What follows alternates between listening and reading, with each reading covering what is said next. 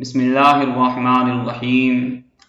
10ویں محرم الحرام شریف کو میدان کربلا میں مصطفیٰ کریم صلی اللہ تعالی علیہ وسلم کا پیارا نواسا حضرت حسین رضی اللہ تعالی عنہ اپنے جانثار صحابہ اور اپنے جانثار ساتھیوں کی لاشیں کو اٹھا کر نڈھال ہو چکا ہے، لیکن شجاعت حیدری کی جھلک اب بھی چہرے سے چمک رہی ہے۔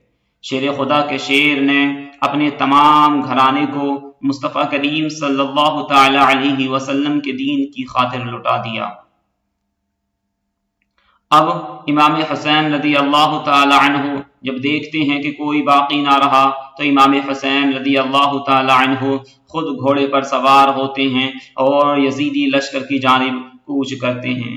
یزیدی لشکری جب دیکھتے ہیں کہ اب میدان میں شیر خدا حضرت علی کا بیٹا حضرت حسین تشریف لا رہا ہے تو وہ سب ڈر جاتے ہیں اور امام کے سامنے آنے سے ڈر رہے ہیں، کیونکہ سب جانتے تو ہیں کہ اب میدان میں حیدر کرار کا بیٹا حسین آ رہا ہے۔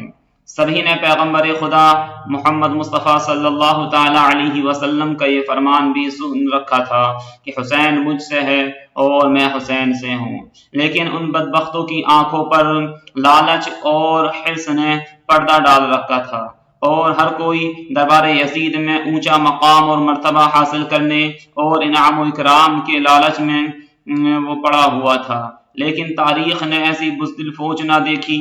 سبھی ایک دوسرے کا منہ دیکھ رہے ہیں کہ شہسوار کربلا کا مقابلہ کون کرے گا، حیدر کرار کے شہزادے کا مقابلہ کون کرے گا۔ شجاعت حیدری کے وارث کو دیکھ کر یزیدی فوج نے نہ صرف انفرادی جنگ بند کر دی بلکہ اجتماعی حملہ کرنے کی بھی کسی میں جرأت نہ ہو رہی تھی۔ جی ہاں، یہ وہی شہسوار ہیں کہ جن کے بچپن میں ہی ان کی شہادت کی خبریں عام کر دی گئی تھیں۔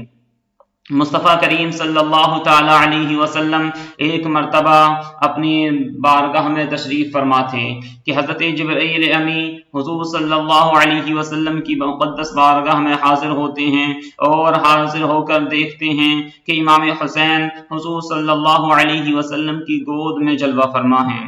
حضرت جبرائیل نے جب امام حسین کو حضور کی گود میں دیکھا تو عرض کیا کہ حضور، آپ کی امت آپ کے اس بیٹے کو شہید کر دے گی۔ حضرت جبرائیل علیہ السلام نے پورے واقعے کی تفصیل بتائی اور مقام شہادت کی بھی خبر دی، اور جس مقام پر امام حسین کو کربلا میں شہید کیا گیا اس مقام کی حضرت جبرائیل امین نے حضور صلی اللہ علیہ وسلم کو مٹی بھی پیش کی۔ اب حال یہ ہے کہ نواسۂ رسول حضرت امام حسین رضی اللہ تعالی عنہ میدان کی طرف بڑھ رہے ہیں اور بزدل فوج دور سے ہی تیر چلا رہی ہے کہ کہیں اگر یہ ہمارے قریب پہنچ گئے تو ہمارا کیا ہوگا، ہم پر کیا بنے گی۔ امام علی مقام کو تیر لگ چکے ہیں۔ شمشیر حیدری پر پورا لشکر یک بارگی سے حملہ آور ہو جاتا ہے۔ خوف کے مارے فوجیوں کے قدم ڈگمگا رہے ہیں۔ سینکڑوں یزیدیوں کو جہنم واصل کرنے کے بعد اچانک امام علی مقام کو اذان کی آواز سنائی دیتی ہے اور امام حسین اپنی تلوار کو روک لیتے ہیں اور نماز پڑھنے کی مہلت مانگتے ہیں۔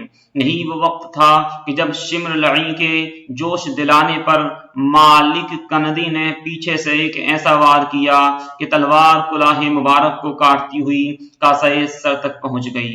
خون کا فوارہ نکل پڑا۔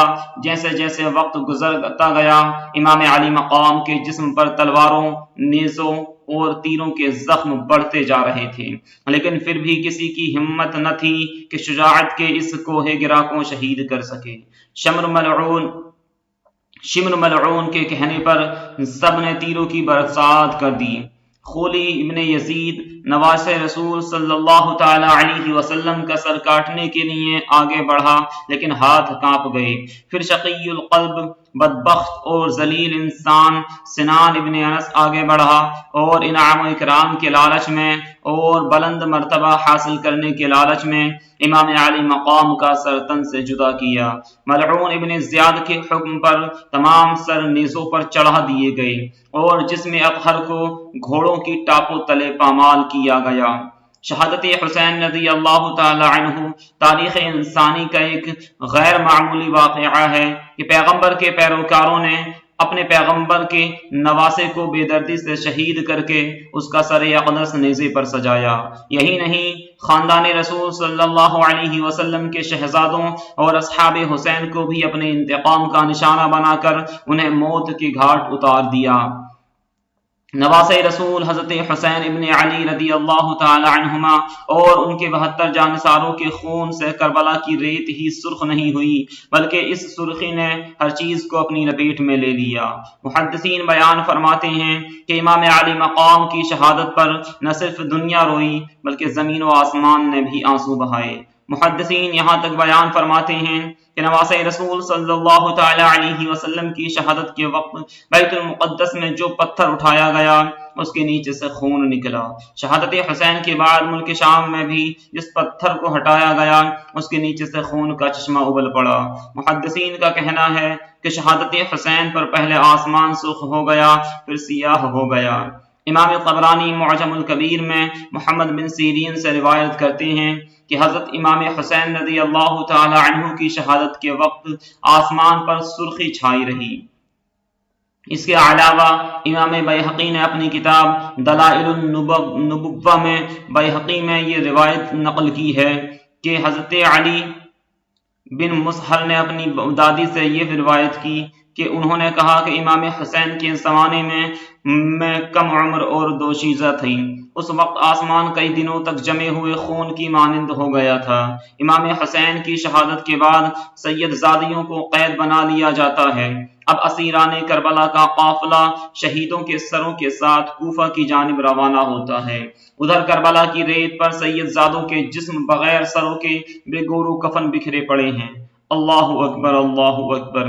تاریخ گواہ ہے کہ شہادت کے 3 دن بعد 13 محرم الحرام کو مقام غازریہ سے قبیلہ بنی اسد کی خواتین دریائے فرات پر پانی لینے آئیں تو انہوں نے بغیر سروں کے جسموں کو بکھرے ہوئے دیکھا تو سب کی چیخیں نکل گئیں۔ واپس گھروں کو لوٹیں اور اپنے مردوں کو بتایا کہ خاندان نبوت کی لاشیں بکھری پڑی ہیں، ہمیں ان کو دفنا دینا چاہیے۔ چنانچہ کچھ مرد لوگ ان کے ساتھ میدان کربلا پہنچے اور قبریں کھودنا شروع کر